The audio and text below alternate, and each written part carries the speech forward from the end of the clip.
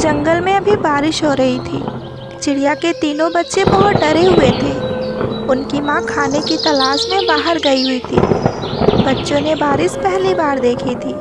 उन्हें पता भी नहीं था कि बारिश के समय क्या करना चाहिए। अरे भैया, आप अंदर आ जाओ, बाहर खतरा हो सकता है। माँ ने कहा है कि मेरे आने तक घोंसले से बाहर नहीं जाना। अरे मैं तो बस बाहर झांककर देख रहा था कि ये आवाज कहाँ से आ रही है कि मैंने देखा कि आसमान से बहुत सारा पानी नीचे गिर रहा है। कुछ भी हो भैया, लेकिन तुम माँ के आने तक बाहर मत जाना। बबलू अपने दोनों भाइयों से बड़ा था और समझदार भी था। उससे अपने छोटे भाइयों की देखरेख करने की जिम्मेदारी थी, जो अपने माँ का इंतज़ार करने के सिवाय और कुछ नहीं कर सकता था। और इधर टुनटुनी चिड़िया भी बारिश से बचने के लिए एक पेड़ की डाली पर रुकी हुई थी। उसे भी अपने बच्चों की चिंता हो रही थी। हे भगवान, मेरे बच्चे ठीक तो होंगे ना? ये बारिश तो रुकने का नाम ही नहीं ले रही। मुझे कैसे भी करके घर को जाना ही होगा। मेरे बच्चे काफ़ी समय से बहुत अकेले हैं और वो बहुत ज़्यादा डरे भी होंगे। इधर कालू कौवा अपने घर के लिए उड़ते हुए जा रहा था। तभी उसकी नज़र टुनटुनी चिड़िया पे पड़ती है। वो टुनटुनी चिड़िया के पास आता है और कहता है, अरे टुनटुनी, तुम यहाँ पर क्या कर रही हो? इतनी जोरदार बारिश में तुम घर नहीं गई क्या? अरे कालू भैया, मैं क्या बताऊँ, मैं काफ़ी समय से दाना लेने बाहर आई थी, लेकिन ये बारिश तो रुकने का नाम ही नहीं ले रहा। मुझे कुछ समझ नहीं आ रहा कि मैं क्या करूँ। अरे टुनटुनी, तो इसका मतलब है तुम्हारे बच्चे घर पे अकेले हैं? हाँ कालू भैया, मेरे बच्चे घर पे अकेले हैं। देखो टुनटुनी, मैं तुम्हें डराना नहीं चाहता, लेकिन मैं तुम्हें ये बताना ज़रूर चाहता हूँ कि हमारे जंगल में जालिम चील आ गए हैं जो बच्चों को मारकर खा जा रहे हैं। अरे हाँ कालू भैया, मैं कल रानी चिड़िया के घर गई थी तो मैंने देखा कि चील रानी चिड़िया के 2 बच्चे को खा गया था, लेकिन अभी उसमें एक बच्चा जिंदा था। तभी मैंने ठान लिया कि मैं इस बच्चे को ज़रूर बचाऊंगी। फिर मैं चील के पास गई और बोली, अरे ओ चील, चल भाग यहाँ से। तू इस मासूम बच्चे को क्यों खा रहा है? छोड़ दे इसे, वरना मैं तेरा बहुत बुरा हाल करूँगी।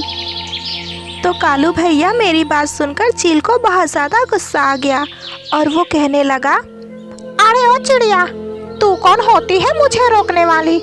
अरे अगर मुझे आज जोर से भूख नहीं लगी होती तो मैं इसके साथ तुझे भी खा जाता। शुक्र मना जो मुझे भूख नहीं लगी है। लेकिन हाँ, मेरी एक बात का ध्यान रखना, अगर तू मुझे आज के बाद कहीं भी मिल गई तो मैं तुझे नहीं छोड़ूंगा। कालू भैया इतना कहकर वो चील उड़ गया। तभी वहाँ पर रानी चिड़िया भी आ गई। वो अपने बच्चों को इस हालत में देखकर बहुत ज़्यादा उदास हो गई। अरे टुनटुनी बहन, मेरे बच्चों की ये हालत किसने की? मैं उसे नहीं छोड़ूंगी, मैं उसे जान से मार दूंगी। अरे रानी बहन, यहाँ पर जालिम चील आ गया था।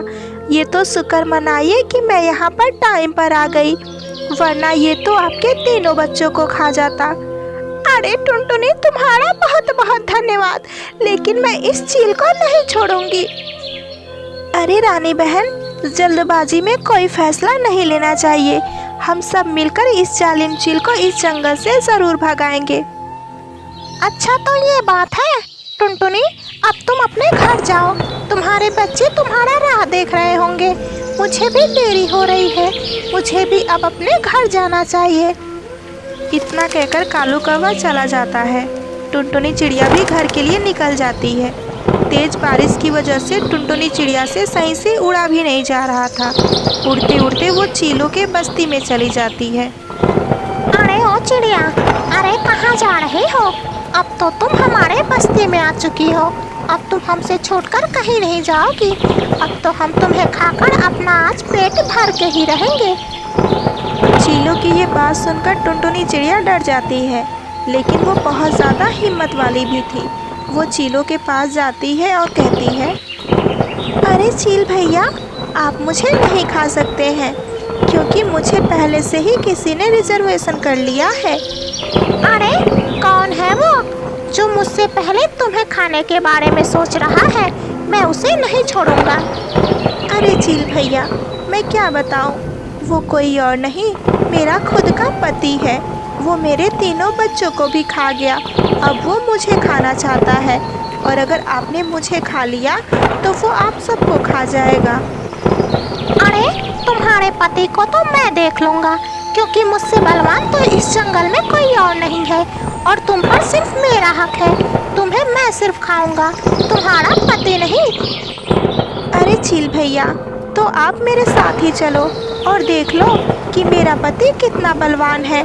आप उससे खुद ही लड़के देख लो, अगर आप जीत गए तो आप मुझे खा लेना।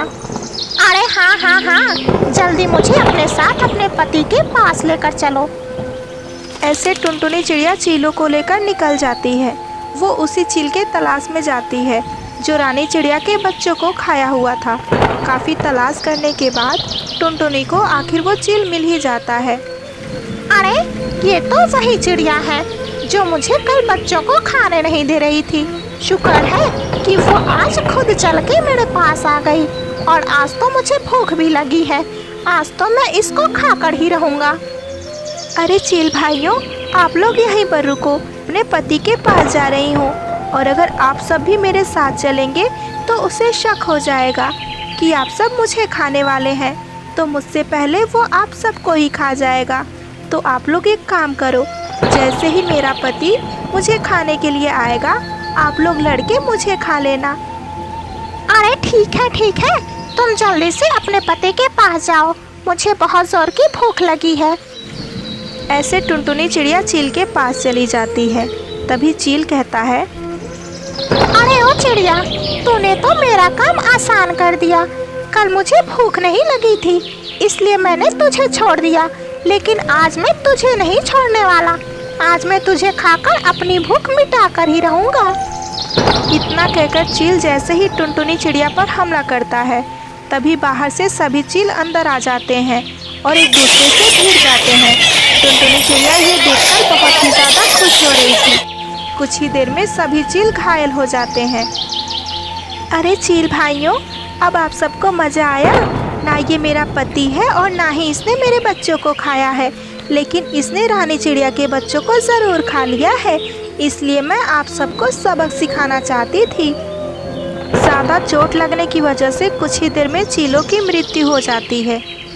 अरे बाप रे, मैं तो इस चक्कर में घर जाना ही भूल गई। मेरे बच्चे अकेले होंगे और बहुत ज़्यादा परेशान भी। मुझे जल्द से जल्द घर को जाना होगा।